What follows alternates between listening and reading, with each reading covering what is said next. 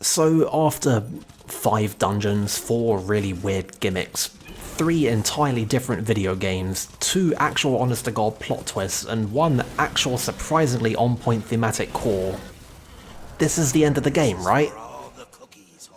This is it. Ah, they're even calling out the point of no return. Yes, this is the actual point of no return. Once we go talk to Azrael, you are being shipped off to the final boss. I always like it when games, explicitly signpost the point of no return. It's like a thing that all games should just by law be required to do. It's Abaddon. Uriel has led the Hellguard against him. It is as you foretold. The Hellguard will fall. Angel of Death, serve me one last time.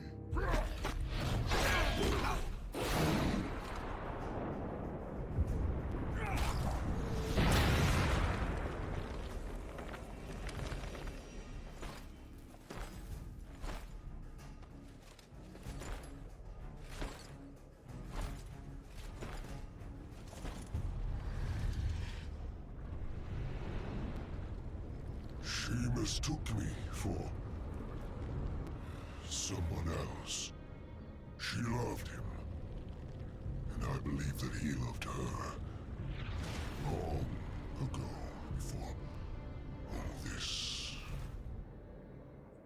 Foolishly, he chose duty above all, and died for it. Will you do the same? Heaven hunts you. Hell hates you. All of creation cares not whether you live or die. Join me, War. Like a great sword, I will raise you up, and our enemies will shatter against us. The spoils of 1,000 victories will be yours. Or serve the justice of a corrupt council. And a creator abandons his most faithful. I offer you this choice, horseman. Would you serve in heaven, or rule in hell?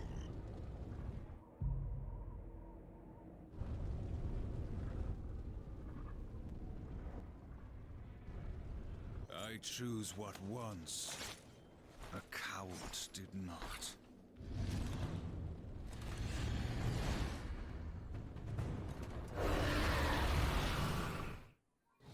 Okay, so I'm glad that she's not actually dead, because that actually would have violated the Death Pact.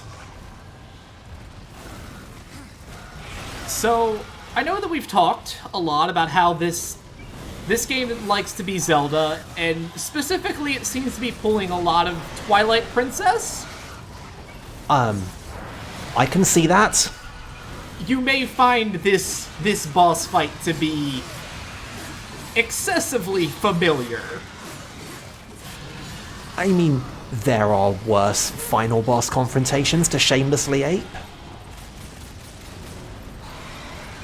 I have a lot of complaints about Twilight Princess, but, the experience and spectacle of its final encounter was absolutely not one of them.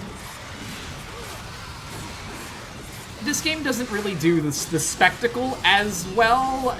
We're just kind of on a floating platform, and we're just kind of told, oh, we're in heaven now, killing Abaddon. But, you know... Yeah. It's an acceptable simulation. I'll allow it.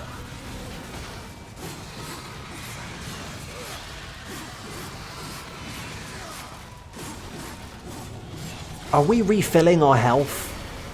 Yeah.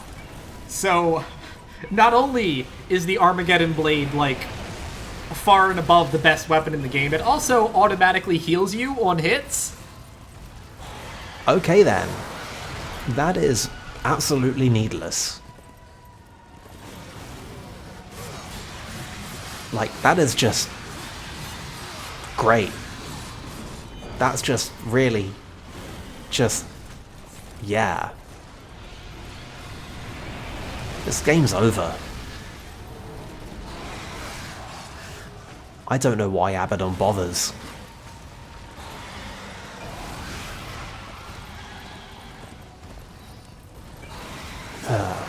Oh well, if not for the numbers on our part, is this actually a particularly difficult fight at this point?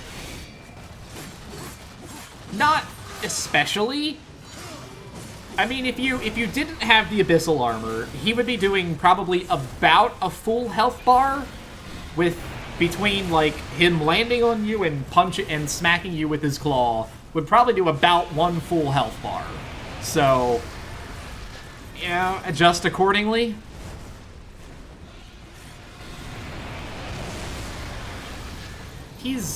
He's not particularly hard to hit either. Like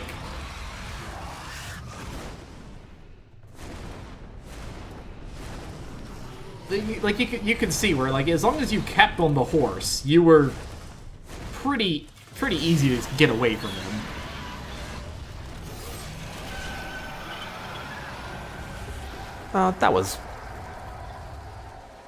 That could have been better. I was hoping we were gonna go full, yes, split it wide open. But we're not done yet. It's time for Phase 2, in which Abaddon reveals his inner Sephiroth. Ah yes, the two-winged angel.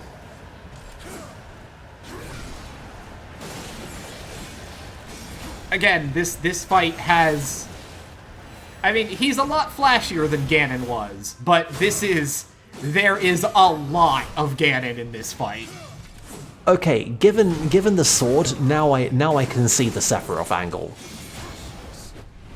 Like, come the fuck on. Even by this game's aesthetic standards, that is a bit much.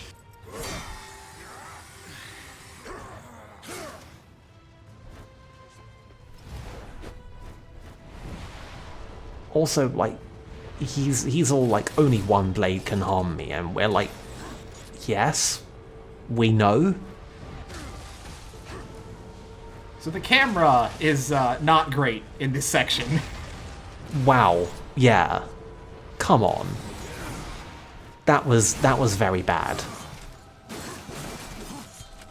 The giant chunk of stuff that he throws at you is far and away his most damaging attack. Yeah, we've actually lost a health bar. Yeah, like, he has a decently damaging 4-hit combo, where if he hits you with the whole thing, that's probably about another health bar gone, but... Again, we are basically doing the victory lap here. Oh, is it me, or is he holding that enormously long sword in his left hand? So... Fine, okay, I accept it, this is Sephiroth. I desperately want the hook shot to get him, and it just doesn't work. Wait, is he holding it in his left hand? Is he switching it? Have they actually given him multiple animations? It looks like he holds it just kind of as, like, his standing animation has it in his left hand, but most of his attacks he uses both hands to swing. It's kind of weird how difficult it is to get a read on how he's doing these attacks. Oh well. I mostly only care about this at all because of trying to figure out whether or not this is literally Sephiroth. Oh well. But like, hey, this is a fight. This is not a nothing of an encounter. It's true. It's not nothing. This is definitely way more dangerous than the first phase.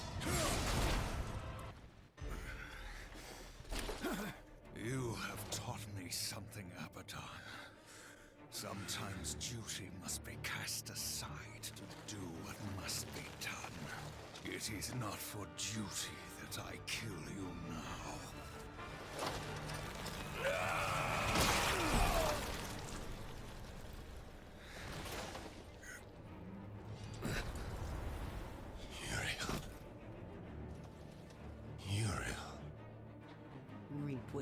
sown betrayer.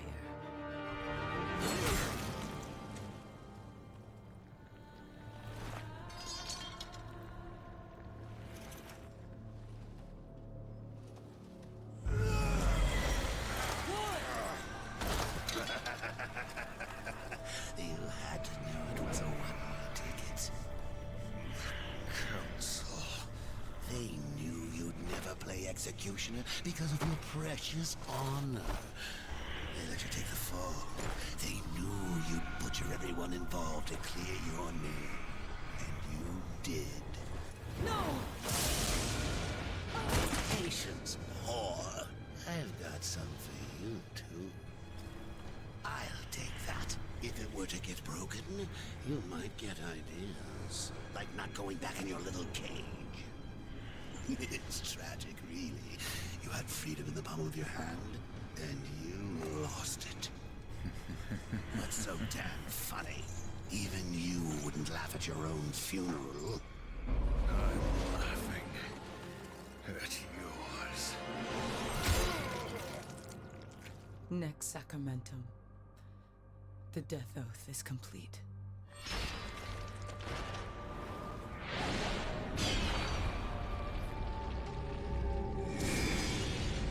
Hell God, bitch! What did you do?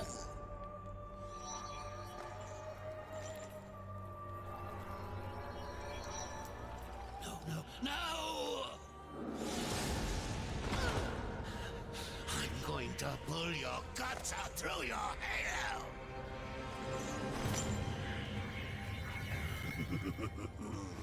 Keep getting up. I'll just kill you again. I was just following orders, like you. What are you going to do? Fight the council? Fight everyone? You'll never get away. You hear me? Never! Don't forget who holds the leash. I haven't forgotten.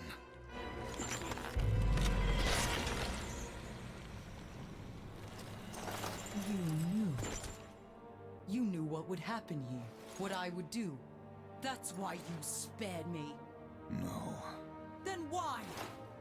because I would not have the last of heaven's honor die with its champion. All debts are repaid.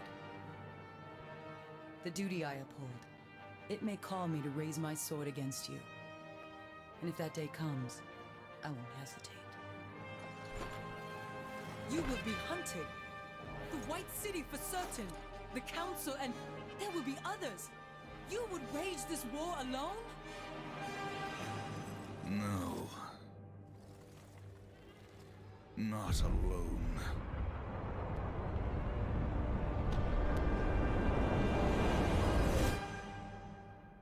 And that's a quadrology hook.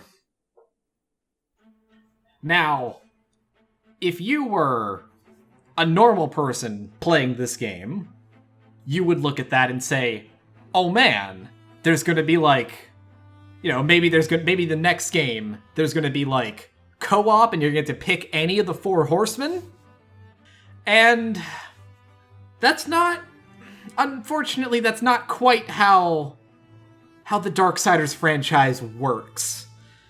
Yeah, I heard it's pretty much all death from this point on. Not even. So, from here on out, Darksiders 2 is a game that stars Death, and it takes place more or less concurrently with this one. And basically the gist of it is that Death is trying to find evidence to clear War's name. He's done a bang-up job of that, hasn't he? He did a great job. So Darksiders 3 takes place at some kind of unspecified time period. I want to say the gist of it is that it's basically in that period where War was being imprisoned, and that stars Fury. And that's a bad Dark Souls-like. And that's about all we're going to say on that matter. And then, now they've announced Darksiders Genesis? Which is like... It's a kinda, sorta... It's not a Diablo, but it's like a Lara Croft and the Guardian of Light kind of game that stars death and strife. I'm sorry, that's not how you spell Fred Tatasciore. What the hell was that? I'm sorry, I'm just observing a goof in the credits. Don't mind me. Proceed. But yeah, so like... by the time Darksiders Genesis comes out, there will be 4 Darksiders games, and absolutely none of them will have advanced the plot past right here. That isn't... Why? Come on. I mean, I'm all for, like, a team of writers just doing whatever it is that they feel like, but, like, it seems weird to have set this up and never go anywhere with it after all this time. Like... what a waste.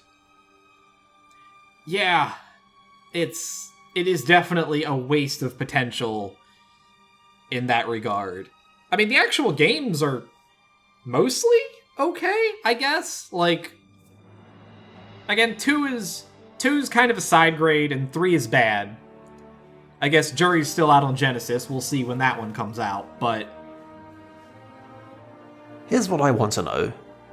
We've had Darksiders Warmastered Edition, and we've had Darksiders 2 Definitive Edition. What are going to be the Game of the Year edition names about games about famine and pestilence? Answers on a postcard, please. That's it. That's all I had to say on that matter. Man. Alright, well, all that aside, now that you have seen the whole thing, what are your thoughts on the game as a whole? It's, like, good. I guess. I would probably have enjoyed playing this. I would have, like, had some concerns, but I would have played this and I would have been like, yeah, this is actually pretty good. And then I would have finished it and then I would have been like, yeah, that was actually pretty good. And it was, like, pretty transparently derivative, but it knows it's being derivative and it embraces the fact that it's being derivative and it doesn't try to pretend that it's not being derivative. And even when it's being derivative, it finds occasions to put just enough of its own spin on things that it works. And I don't hate it. Other than the portal section, we don't talk about the portal section. Yeah, that could have... I mean, even that only goes on so long. It is the game's biggest offender. And I guess notably it's the time when the game breaks its thing where it has stuff in it that's not great, but it's over quickly. That is, to my recollection, the only part in this whole game that is both not good and not over quickly. So that sucks, but meh. That's like a sufficiently small part of the overall game that I'm not going to turn my whole opinion around just because of that. Well, I mean, I'm glad you enjoyed it, because I enjoyed doing the LP. But, like I said, we can pretty safely say it will not be Darksiders 2 next. I don't know what it will be, but it sure as shit won't be Darksiders 2. What a tragedy. But yeah, so thanks for watching, everybody, and we will see you in whatever comes next. In conclusion, I respect it.